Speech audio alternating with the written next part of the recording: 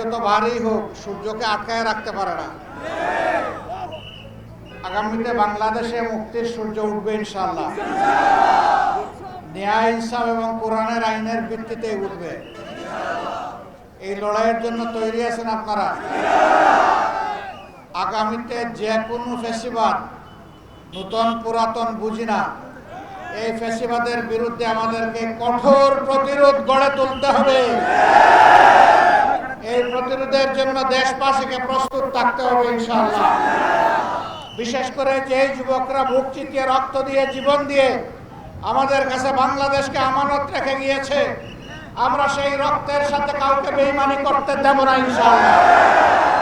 তাদের রক্তের পূর্ণ পবিত্র মূল্য আমরা পরিশোধ করতে চাই। আমরা চাই এই ধরনের রক্ত যেন এই জাতিকে বারবার দিতে না হয়।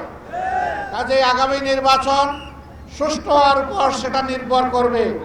আমরা যেন তেন কোনো নির্বাচন চাই না।